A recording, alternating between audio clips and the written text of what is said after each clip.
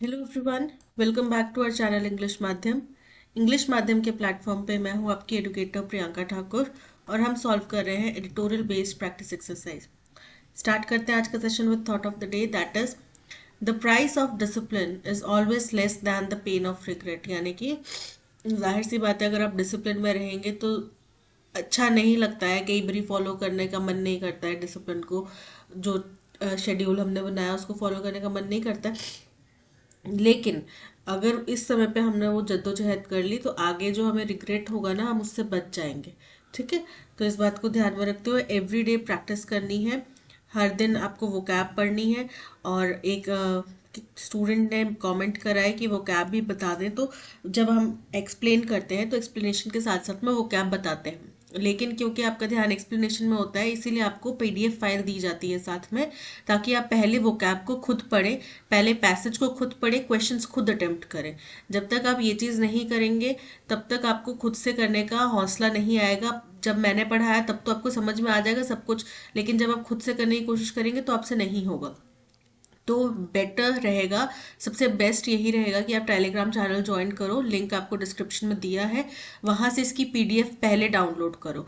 ठीक है, जैसे ही आप पीडीएफ डाउनलोड करोगे उसको पढ़ो, वो कैब को दिन में 2-3 बार पढ़ो। ये डिसिप्लिन बना लो कि आपको एक वो कैब दिन में 3 बार तो पढ़नी ही पढ़नी है। वो कैब पढ़ो, पैसेज को सॉल्व करो, पढ़ो पैसेज को, क्वेश्चंस को सॉल्व करो, उसके बाद आके वीडियो लेक्चर देखो। उसके बाद आपको ये समझ में आएगा, और जब तक आप खुद से सॉल्व नहीं करोगे तब तक आपकी प्रैक्टिस नहीं होगी। ठीक है, चलिए स्टार्ट करते हैं reading comprehension and practice exercise for SSC CGL 2024। The call by the Jammu and Kashmir Lieutenant Governor Manoj Sinha for restoration of statehood। Call मतलब आवाहन करना, किसी चीज के लिए बोलना। किस चीज के लिए बोला है? जम्मू और कश्मीर के जो लेफ्टिनेंट गवर्नर है मनोज सिन्हा, उन्होंने मांग करी है कि रिस्टोरेशन, रिस्टोर करना मतलब कि पुनर्स्थापित करना। क्या पुनर्स्थापित करना है? स्टेटहुड। स्टेटहुड मतलब राज्य का दर्जा। किसको? To the union territory.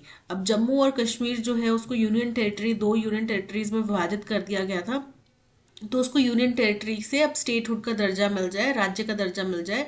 Must be seen as both a demand from the newly elected regime. तो इसको हमें दोनों तरीके से देखना चाहिए। आपको पता है हाल फिलहाल में जम्मू कश्मीर में इलेक्शन हुए हैं। ठीक है, तो ये भी मानना चाहिए कि ये जो नई चुनी हुई सरकार है, इलेक्टेड रिजीम मतलब चुनी हुई सरकार है, उसकी भी डिमांड है। And a reiteration of the promise made by the centre. और रीइटरेशन मतलब कि दो पुनर्वृत्ति करना, किसी चीज को रिपीट करना। तो ये दोहराया गया है, जो केंद्र के द्वारा एक वादा किया गया था उसको दोहराया गया है। Being part of the LG's customary address to the assembly. जो एक एलजी का कस्टमरी क्या होता है? जो परंपरागत हमारे रीतियों के अनुसार जो चलता आ रहा है कि जब भी एक चुनी हुई सरकार आएगी तो जैसे प्रेसिडेंट का एड्रेस होता है, जब नई गवर्नमेंट बनती है सेंट्रल में तो प्रेसिडेंट एड्रेस होता है, फिर उसके बाद में प्रधानमंत्री जो होते हैं वो उसके प्रेसिडेंट के एड्रेस को संबोधित करते हैं, उनका धन्यवाद करते हैं। तो वैसे ही यहाँ पे एलजी का जो है एड्रेस होता है, उसके बाद में being part of the LG's customary address to assembly, it obviously reflects the demand of new dispensation headed by the national conference।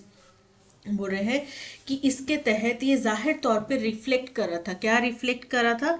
Reflect करना मतलब दर्शाना। क्या दर्शा रहा था? कि जो डिमांड न्यू डिस्पेंसेशन का मतलब होता है जो नया एडमिनिस्ट्रेशन, नई व्यवस्था से उठी है, जिसको कि नेशनल कॉन्फ्रेंस जो है हेड कर रही है, यानी कि लीडर कौन चुना गया है? नेशनल कॉन्फ्रेंस चुना गया है, तो वो इसको हेड कर रही है। And is in accordance with a recent cabinet resolution. और ये बिल्कुल उसके अनुरूप है, उसी के अनुसार है। इन अकॉर्डेंस विद मीन्स किसी चीज के अनुरूप। किसके अनुरूप है? जो रिसेंटली हाल फिलहाल में कैबिनेट में एक संशोधन रेजोल्यूशन पास किया गया था, संकल्प पास किया गया था, उसके अनुरूप है। एट द सेम टाइम, इसी समय में the LG also represents the president. LG जो है वो प्रेसिडेंट को रिप्रेजेंट कर रहा है। Who administers all union territories. क्योंकि प्रेसिडेंट जो है वही सभी यूनियन टेरिटरीज को एडमिनिस्टर कर रहे होते हैं, उनके ऊपर देखरेख कौन कर रहे होते हैं? प्रेसिडेंट कर रहे होते हैं। One cannot forget that the Union government had given a solemn promise to the Supreme Court and JNK।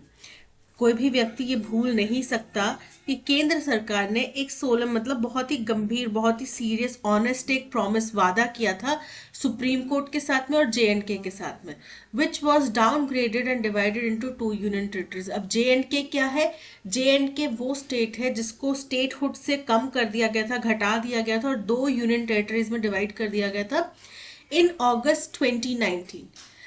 Will get back it statehood. और वादा क्या किया था? ये वादा किया गया था कि जो ये विभाजन किया गया इसको वापस से स्टेटहुड का, एक राज्य का दर्जा मिलेगा। देखो यहाँ पे कॉमा आया तो ये बता रहा है JNK के बारे में फर्दर इंफॉर्मेशन दे रहा है कि उसको डाउनग्रेड कर दिया गया था स्टेटहुड से, उसको यूनियन टेरिटरी वो भी 2 यूनियन टेरिटरीज में डिवाइड कर दिया गया था। फिर आगे स्टेटमेंट हमारी कंटिन्यू होती है इसी ऑनगोइंग स्टेटमेंट में। जो हम मेन इंफॉर्मेशन देने जा रहे थे वो ये था कि वादा जो है उनने स्टेटहुड का, कि उनको स्टेटहुड मिल जाएगा, ये वादा किया था। Although no timeline was given, हालांकि कोई भी ऐसे उन्होंने टाइम नहीं बताया था कि इस समय तक हम ये कर देंगे या ऐसा इस टाइम तक हो जाएगा, ऐसा कोई टाइमलाइन नहीं दिया था। The promise holds good with greater force now. लेकिन अब जो ये वादा है ये बहुत ज्यादा महत्व रखता है और इसकी जो महत्वपूर्णता है, जो क्षमता है, वो भी बहुत ज्यादा है। As assembly elections have been held and a representative government installed, क्योंकि अब असेंबली इलेक्शन हो चुके हैं और एक चुनी हुई सरकार जो है वो वहां पे स्थापित कर दी गई है, which means अब ये प्रॉमिस जो है फुलफिल करने का एकदम हाई टाइम आ चुका है। The assurance had been given during the course of the hearing on the validity of the presidential notifications abrogating the state's special status under Article 370। बोल रहे हैं एक आश्वासन, अश्योरेंस दिया गया था किसके? During the course of hearing, जब इसके ऊपर सुनवाई चल रही थी उस दौरान में। किस चीज के लिए? कि वैलिडिटी क्या है, प्रेसिडेंट की जो नोटिफिकेशन आया है, प्रेसिडेंट की तरफ से जो नोटिफिकेशन आया है उसकी वैलिडिटी, उसकी मान्यता क्या है। किस चीज का नोटिफिकेशन था? एब्रोगेटिंग मतलब निरस्त करना स्टेट का एक स्पेशल स्टेटस। आपको पता है आर्टिकल 370 के ऊपर मूवी भी बन चुकी है और इतना ज्यादा हंगामा भी हो चुका है। तो उस स्टेट का एक स्पेशल स्टेटस था जो कि आर्टिकल 370 के अंतर्गत उसको मिला था। तो वो जब उनसे स्टैश आउट किया गया, उसको हटाया गया, तो ये कितना वैलिड था इसके ऊपर, क्योंकि कई पार्टीज ने ये बोला था कि ये असंवैधानिक है। ठीक है, तो जब असंवैधानिक डिक्लेयर किया तो फिर गया कोर्ट में फैसला, कोर्ट में बात गई तो उसके ऊपर सुनवाई हुई। तो उस दौरान पे ये जांच चल रही थी कि ये क्या, ये जो स्पेशल स्टेटस हटाया गया है, क्या ये प्रेसिडेंट के द्वारा किया गया एक वैलिड कदम है। And the adoption of the Jammu and Kashmir reorganisation act by parliament, और संसद ने Jammu and Kashmir reorganisation act जो है वो एक अडॉप्ट कर लिया, उसको स्वीकार कर लिया। It was on the basis of this assurance that the Constitution Bench decided that it would not decide the question whether the state's reorganization into 2 UTs was permissible under the Constitution। तो इसी basis के ऊपर, इसी आधार के ऊपर, इस आश्वासन के आधार के ऊपर जो कॉन्स्टिट्यूशन बेंच थी उसने ये डिसाइड करा कि वो ये सवाल नहीं उठाएंगे कि क्या इस स्टेट को जो रीऑर्गेनाइज अगर 2 यूनियन टेरिटरीज में किया गया है क्या वो संवैधानिक था या नहीं था, इसके ऊपर वो सवाल नहीं उठाएंगे। The reasonably high turnout in the assembly elections had demonstrated the faith reposed by the people of JNK in democratic institutions। तो अब जो बहुत हाई मात्रा में, बहुत हाई संख्या में इस असेंबली इलेक्शन में लोग आए, वहां पे वोट किया उन्होंने, वो ये दर्शाता है कि लोगों का जो विश्वास है, भरोसा है इन डेमोक्रेटिक संस्थानों के ऊपर, जो हमारे डेमोक्रेटिक नीतियां हैं, संस्थान हैं, इलेक्शन कैंपेन्स हैं, इनके ऊपर जो विश्वास है लोगों का वो वापस से बन चुका है, वापस से भरोसा दिखाया गया है इन संस्थानों के ऊपर। And their desire for a return to popular rule, और उनकी भी इच्छा है कि हमारी पसंद की, पॉपुलर मतलब जो जनता के पसंद की हो, ज्यादा लोग जिसके ऊपर विश्वास दिखाते हो, तो उसका ही वो वहां पे वर्चस्व चाहते हैं, उसी को वहां पे वो सरकार बनाने देना चाहते हैं। While the removal of state's special status may continue to rankle for many, बोल रहे हैं हालांकि जो इस स्टेट का एक स्पेशल स्टेटस है उसको हटा देना, ये कई लोगों को रैंकल कर सकता है। रैंकल मतलब खटक सकता है। Few would disagree that the restoration of statehood is a matter of priority for the people. और कुछ लोग इस बात से भी डिसअग्री करेंगे, विवाद रखेंगे कि इस समय लोगों के लिए सबसे ज्यादा प्रायोरिटी यही है कि उनके राज्य को, उनकी यूनियन टेरिटरी को वापस से राज्य का दर्जा दिया जाए। The election of a new regime has strengthened democratic process. अब नई सरकार जब चुन के आई है तो इससे हमारा जो डेमोक्रेटिक प्रोसेस है, प्रक्रिया है, उसको और ज्यादा मजबूती, स्ट्रेंथनिंग मतलब मजबूती मिली है।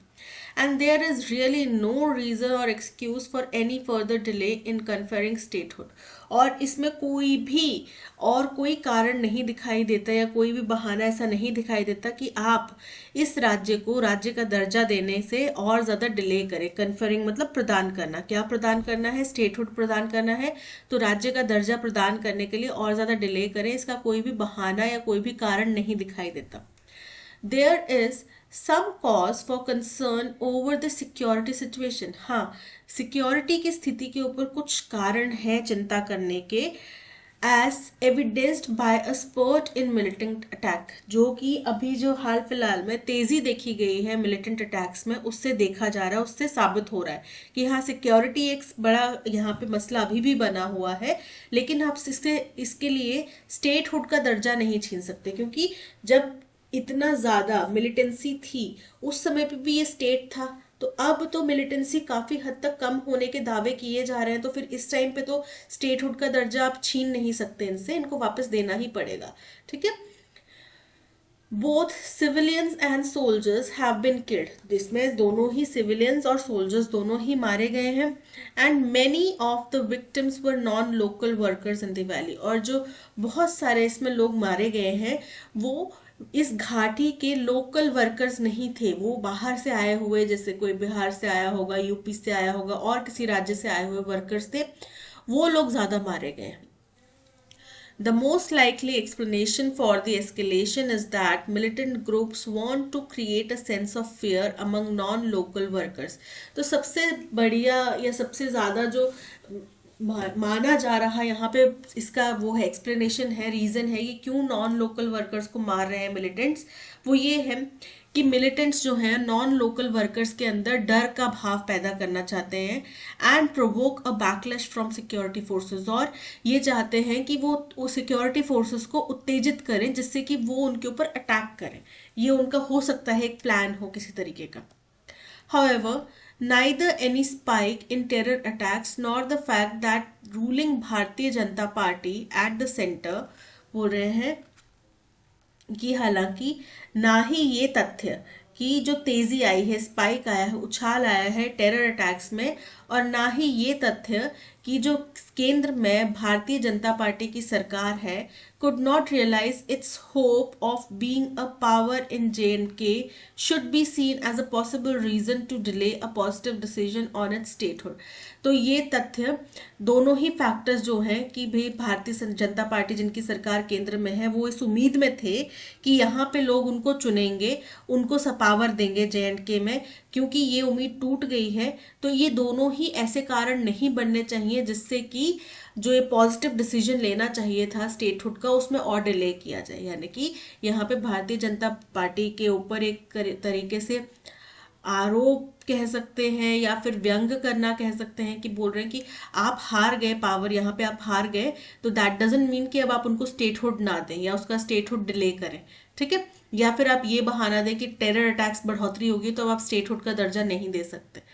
The need for the elected regime to have its governance space expanded by the benefits of full statehood brooks no delay. बोल रहे हैं कि जो इस वक्त की जरूरत है कि जो चुनी हुई सरकार है उसके पास में एक गवर्नेंस स्पेस हो, शासन करने का कार्य क्षेत्र हो, अधिकार हो, एक्सपैंडेड बाय द बेनिफिट्स, जिसको कि पूरे स्टेटहुड के बेनिफिट्स द्वारा एक्सपैंड किया जाए। ब्रूक्स नो डिले, यानी कि ये अब कोई भी और डिले, ब्रूक्स मतलब सहन करेगा, तो नहीं करेगा, नो लिखा है तो नहीं करेगा, सहन नहीं करेगा। ठीक है। यानी कि अब जो चुनी हुई सरकार है उसको अपना एक स्पेस चाहिए काम करने के लिए, उसको आपका हस्तक्षेप इंटरफेरेंस नहीं चाहिए, ठीक है। अब क्योंकि उनको अच्छे से काम करना है, दैट मीन्स आपको जल्द से जल्द उसको स्टेटहुड का दर्जा देना चाहिए, कोई भी इसमें फर्दर डिले नहीं होना चाहिए, ठीक है। तो पूरे पैसेज का जिस्ट यही है कि स्टेटहुड का दर्जा दिया जाए, जल्द से जल्द दिया जाए, कोई भी इफ्स एंड बट्स किंतु परंतु बीच में ना आए, चाहे सरकार आपकी बनी, चाहे किसी और की बनी, चाहे टेरर अटैक्स बढ़े चाहे कम हुए, जो भी है ये अलग मसला है, लेकिन आपको यहाँ पे स्टेटहुड देना चाहिए, क्योंकि आपने प्रॉमिस किया था, जिस टाइम पे इसको स्टैश किया गया था उस टाइम पे ही वादा किया गया था कि वापस से स्टेटहुड दिया जाएगा। हालांकि कोई टाइमलाइन नहीं डिफाइन किया गया था, लेकिन अब बहुत समय बीत चुका है, 2019 में किया गया था, आज हम 2024 में बैठ के बात कर रहे हैं, डिस्कशन कर रहे हैं। इलेक्शन भी काफी डिले हुए, लेकिन हुए, अब हो चुके हैं, तो अब जो चुनी हुई सरकार है उसको वापस आपको काम करने का एक स्पेस प्रोवाइड करना पड़ेगा, ठीक है। तो आई होप आप सबको समझ में आया होगा पैसेज। फर्स्ट क्वेश्चन है टोन ऑफ द पैसेज का। देखो यहाँ पे एक सरकार बनकर आई, चुनकर आई, ठीक है, इलेक्शन हुए, तो लोगों को यहाँ पे काफी ज्यादा उम्मीदें थी, ठीक, उन्होंने उम्मीदें रखकर ही उनको वोट करा, उन्होंने अपना विश्वास जताया कि जो भी डेमोक्रेसी के जरिए कार्य होगा वो सही होगा, हमें इसमें ज्यादा कुछ हो हल्ला करने की जरूरत नहीं है, ऐसा उन्होंने माना, ठीक है। लेकिन कोई ऑप्टिमिस्टिक यहाँ पे अप्रोच तो दिखी नहीं ना सरकार की साइड से, बल्कि सरकार को बार बार यही बोला गया कि आप अपना वादा निभाओ, आपने ये वादा किया था, आपको ये प्रॉमिस निभाना पड़ेगा, और ये आप कारण पहले देते आए थे, या फिर आप अभी भी आपके पास में ये कुछ रीजंस हैं, बट ये वैलिड रीजन नहीं है कि आप इसका स्टेटहुड डिले कर दें, ठीक है। तो ऑप्टिमिस्टिक पैसेज बिल्कुल नहीं है।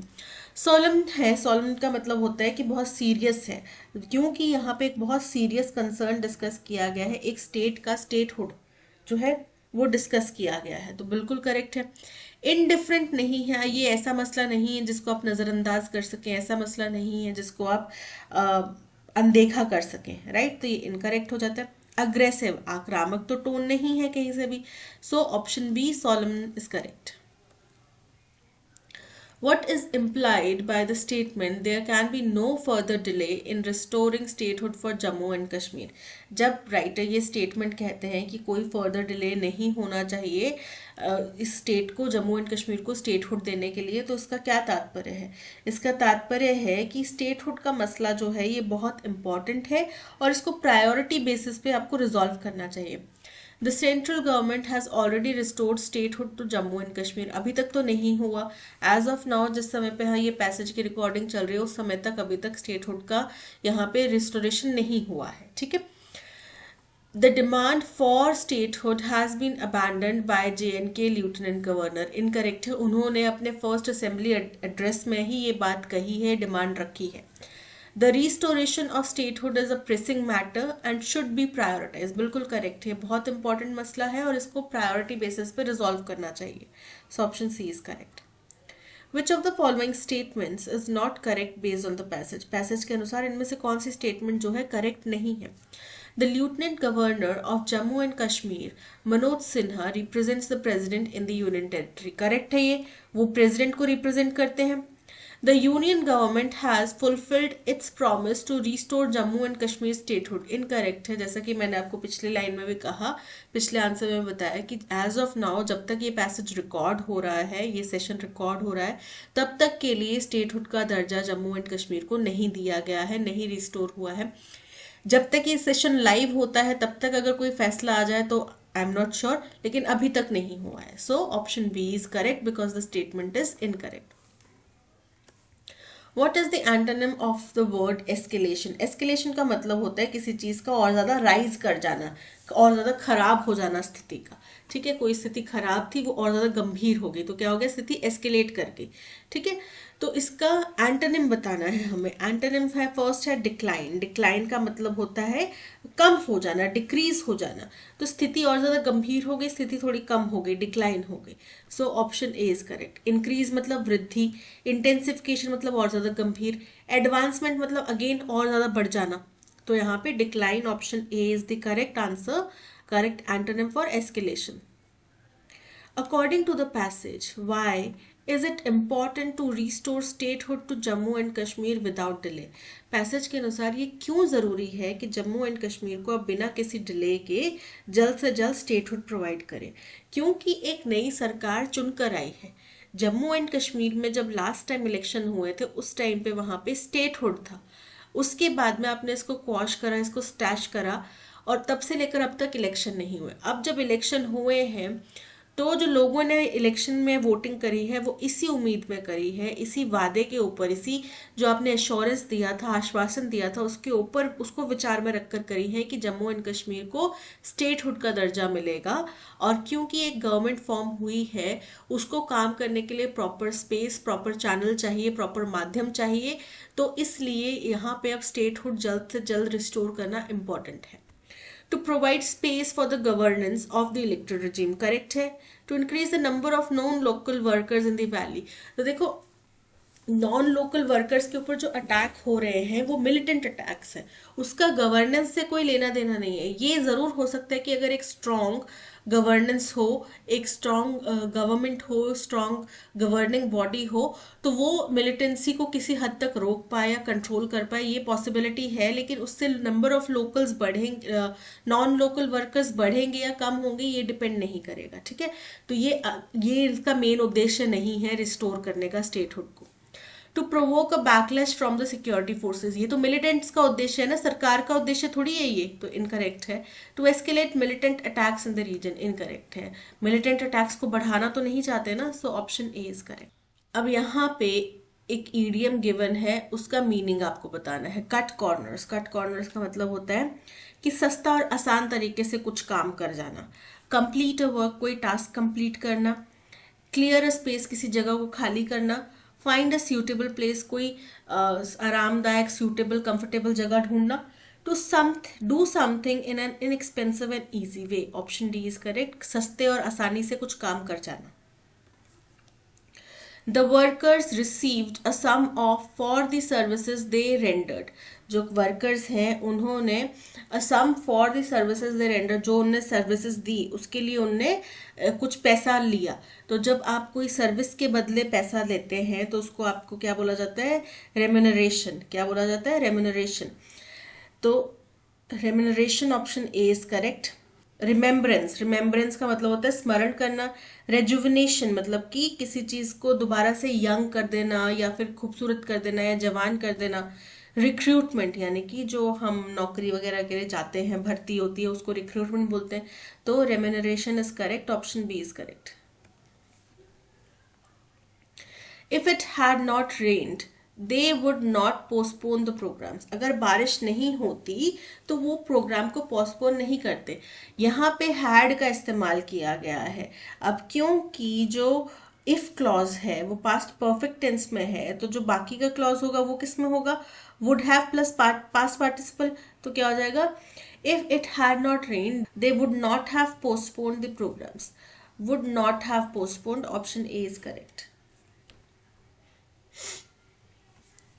I was completely mesmerized by the performance. Mesmerized मतलब एकदम स्तब्ध रह जाना, मंत्रमुग्ध हो जाना, फैसिनेट हो जाना, ठीक है। तो कोई व्यक्ति ने कोई परफॉर्मेंस दी होगी, उसकी परफॉर्मेंस से आप बिल्कुल ही मंत्रमुग्ध होके रह गए। तो mesmerized मतलब मंत्रमुग्ध, इसका सिनोनिम बताना है। इरिटेटेड, इरिटेटेड मतलब चिड़चिड़ापन, परेशान होना। annoyed मतलब गुस्सा होना, नाराज होना। fascinated मतलब कि एकदम मंत्रमुग्ध हो जाना। bored मतलब कि उबाऊ। So option C fascinated is correct.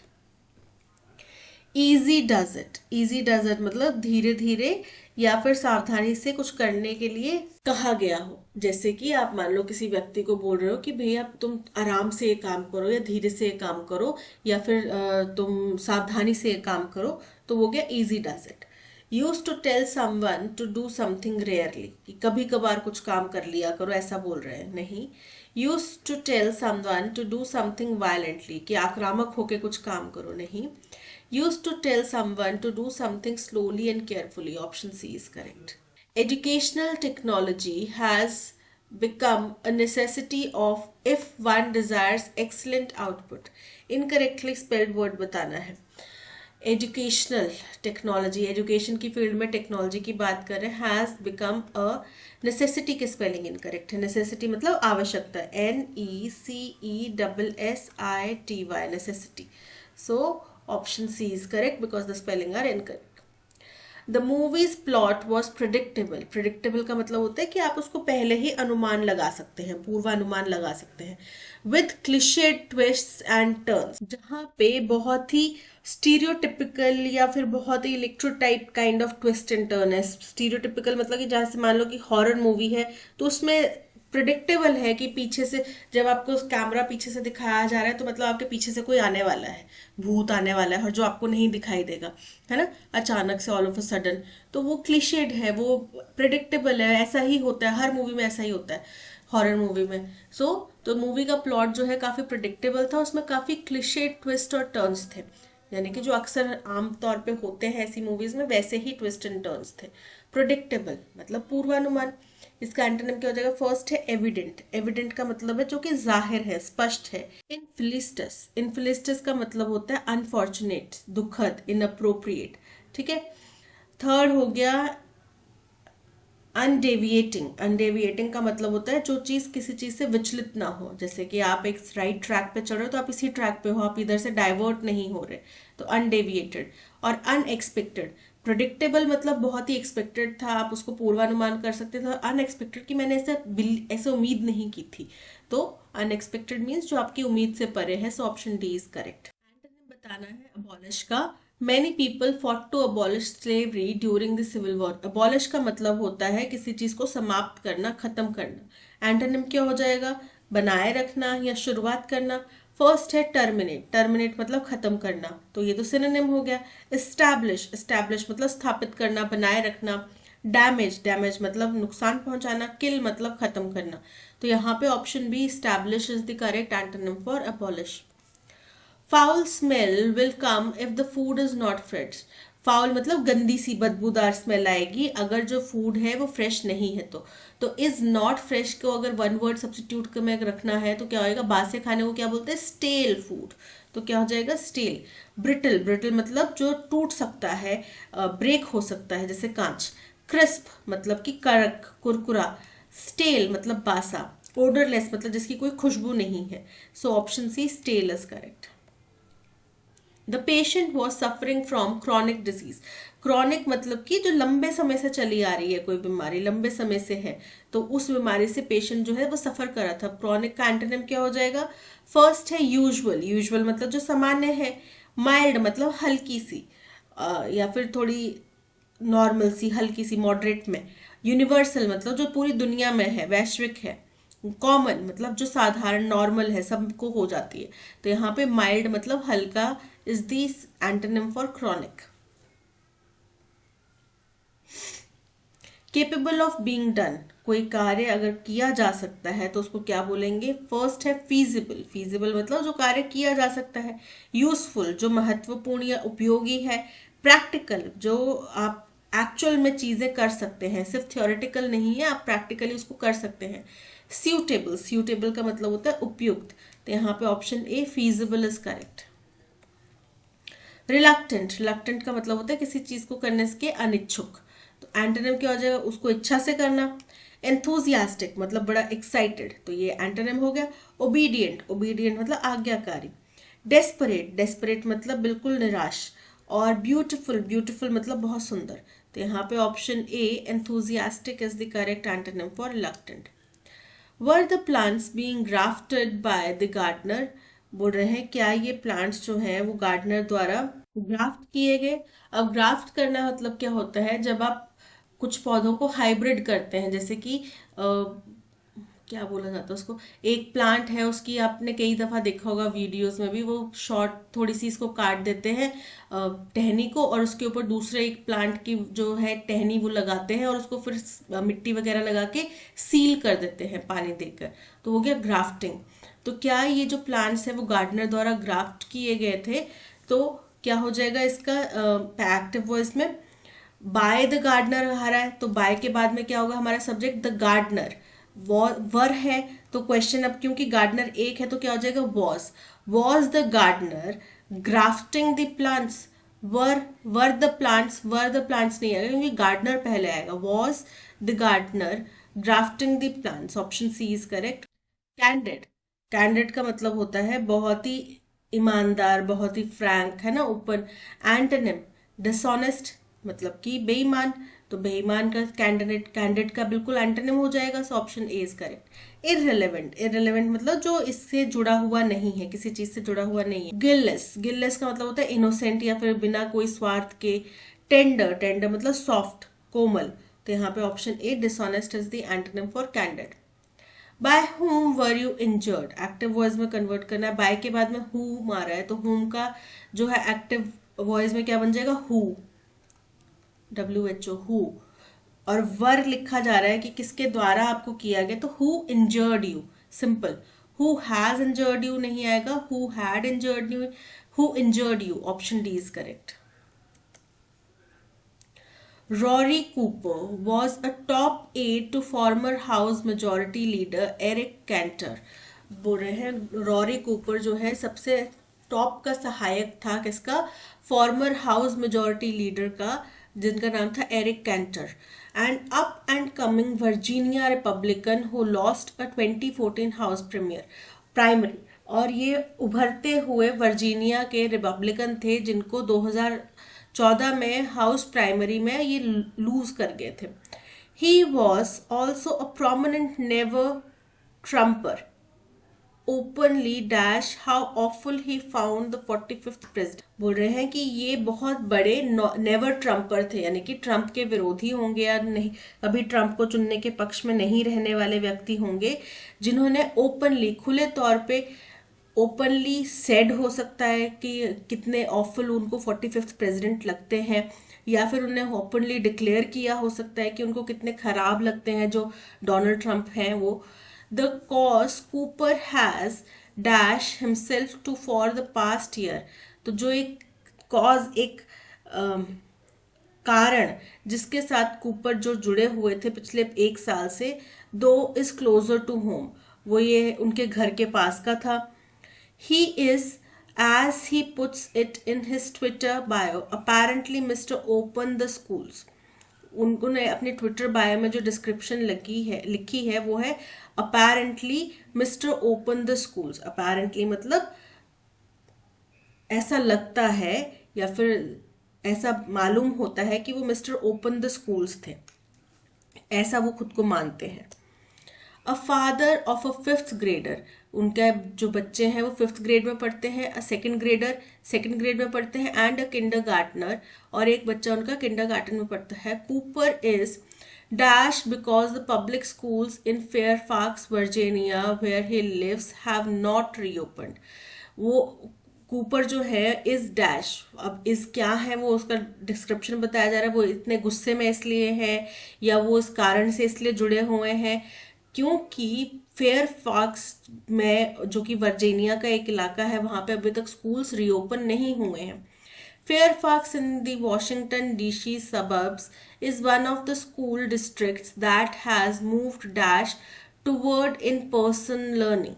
बोल रहे हैं कि फेयरफॉक्स वॉशिंगटन डीसी सबर्ब्स में जो है वो एक स्कूल डिस्ट्रिक्ट है दैट हैज मूव, जो अभी मूव किया है dash toward in person learning. किसकी तरफ, कि आप इन पर्सन कोई चीज सीख सकें. इन पर्सन मतलब खुद वहां पे जाके. And is still not close, और अभी तक बंद नहीं हुआ है. Only in past few weeks have students started to return to classroom. और पिछले कुछ ही हफ्तों में जो स्टूडेंट्स हैं वो वापस स्कूल आने लगे हैं. And only about half of those eligible have opted to go back. और इनमें से कुछ ही जो एलिजिबल है, वैलिड है, उन्होंने वापस जाने के लिए ऑप्ट करा है, चुना है. For and dash of 2 days a week. For and dash opening हो सकता है, स्कूल रीओपनिंग हो सकता है, क्लासेस हो सकता है कि हफ्ते में 2 दिन की छुट्टी हो सकती है, इस चीज के लिए ऑप्ट करा है. He was also a prominent never Trumper, openly dash how awful he found the 45th president. Openly frisking. Frisking का मतलब होता है तलाशी लेना, तो वो तलाशी तो नहीं ले रहे थे. स्किपिंग, मतलब कुछ चीज को छोड़ देना, तो वो छोड़ भी नहीं रहे थे. इग्नोर, नजरअंदाज करना. डिटेल, तो उन्होंने डिटेल में ओपनली बताया है ना कि उनको 45th प्रेजेंट कितने खराब लगते हैं. So option D, detailing is correct. The cause Cooper has dashed himself to the past year, to for the past year though is closer to home. यानी कि उनके घर की कोई विशेष बात है, उनके घर से जुड़ा हुआ कोई मसला है, इस कॉज से उन्होंने खुद को जोड़ा हुआ है. पैसिफाइड, पैसिफाई का मतलब होता है किसी चीज को शांत करना. कमिटेड, कमिटेड का मतलब होता है किसी चीज से जुड़ना, किसी चीज के प्रति समर्पित रहना. आइसोलेट मतलब अलग थलग हो जाना. और सॉर्टेड, सॉर्टेड मतलब कि सुलझा लेना, व्यवस्थित कर लेना. तो यहाँ पे वो कमिटमेंट की बात कर रहे हैं कि जिस कॉज से वो पिछले 1 साल से जुड़े हुए हैं वो उनके घर के करीब का मसला है. A father of a 5th grader, a 2nd grader and a kindergartner, Cooper is dashed because the public schools in Fairfax, Virginia, where he lives, have not reopened. Cooper is first है excited, तो वो excited है क्योंकि उनके बच्चों के school नहीं खुले, 3 बच्चे घर पे हैं अभी तक, तो इसलिए एक्साइटेड तो नहीं होंगे वो. फ्रस्ट्रेटेड, अब क्यों वो इस कॉज से जुड़े हुए, इस युद्ध में क्यों कूदे हुए, क्योंकि वो फ्रस्ट्रेटेड हैं क्योंकि उनके बच्चों के स्कूल अभी तक नहीं खुले हैं. So option B is correct. Provoked, provoke मतलब किसी को उकसाना. इंडेप्टेड, इंडेप्टेड मतलब कृतज्ञ महसूस करना. तो यहाँ पे फ्रस्ट्रेशन की बात की जा रही है. Fairfax in the Washington DC suburbs is one of the school districts that has moved dash toward in-person learning.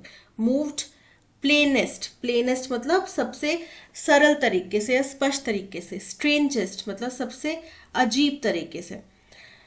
Longest लंबे समय तक. स्लोएस्ट सबसे धीमे इन्होंने इन पर्सन लर्निंग की तरफ मूव किया है, यानी कि सबसे धीरे इन्होंने स्कूल खोले हैं या बच्चे वापस स्कूल आए हैं. So option D is correct. Only in the past few weeks have students started to return to classrooms and only about half of those eligible have opted to go back for an dash of 2 days a week. For an amount, amount मतलब कुछ quantity. Average, average मतलब कि बच्चे जो है अगर उनका total average निकाला जाए तो वो 2 हफ्ते में 2 दिन ही स्कूल जा रहे हैं. अंडरस्टैंडिंग समझ. आइडियल, आइडियल के मतलब होता है कि बहुत सब कोई चीज परफेक्ट एकदम, तो यहाँ पे वो एवरेज 2 दिन स्कूल जा रहे हैं. Option B is correct. That's all, आज के सेशन में इतना ही. Thank you so much for watching. अगर आपको कंटेंट पसंद आया हो तो लाइक, शेयर और सब्सक्राइब जरूर कीजिएगा. मिलते हैं नेक्स्ट सेशन में. Till then keep learning and keep practising. Bye bye.